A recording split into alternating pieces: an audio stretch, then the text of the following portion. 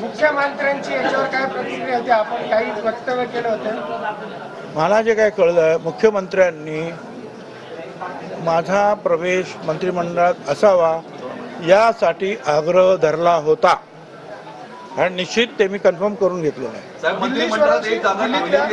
चला आता बाकीचं काय.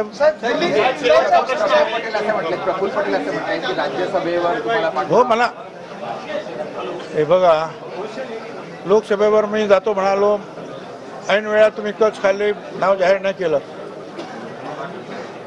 राज्यसभेची जागा आली, मी म्हटलं मला जाऊ द्या, त्यांच्या सुनीता ताईंना पाठवायचं. मी म्हटलं बरं ठीक आहे, मात्र मी काय बोलत नाही. दुसरी जागा आली, त्या ठिकाणी मकरंद पाटील यांचे बंधू नितीन पाटील यांचं नाव द्यायला लागले. अरे म्हटलं मला जाऊ द्या, माझा फायदा तुम्हाला होईल पक्षाला, माझा चांगला फायदा तुम्हाला पक्षाला, मला जाऊ द्या. मी 40 वर्ष झाली इथे आहे. नाही मग मी त्यांना आम्ही शब्द दिला.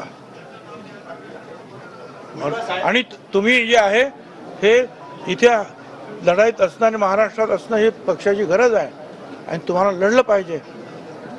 आम्ही लढलो आणि लढल्यानंतर आता ते सांगतात की तुम्ही राज्यसभेवर जा का, तर मकरंद पाटील यांना मंत्री करायचं, त्यांनी ते केलं. आता त्यांना ते त्याच्या भावाला सांगणार तू राजीनामा दे, खाली आहे. आणि मग मला सांगणार तुम्ही आता जा वरती. मी म्हटलं मला पाहिजे होतं हे तर मला, मी काही लपून ठेवलं नाही. पण आता मी निवडणूक लढलो, आत्ताच संपली निवडणूक, अजून त्या मतदारसंघाला काही प्रश्न निर्माण झालेले आहेत ते सोडायचे आहेत. माझ्यासाठी जीव काढला माझ्या लोकांनी मला निवडून आणण्यासाठी.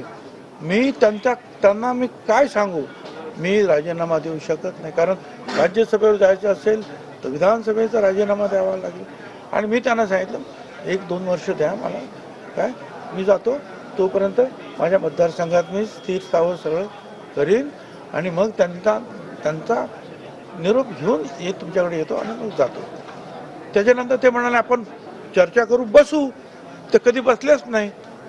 अजित पवार आणि प्रफुल्ल पटेल तुमच्याशी संपर्क करताय, ते तुम्हाला फोन करताय, तुम्ही त्यांचा फोन उचलत नाही असं कळतं.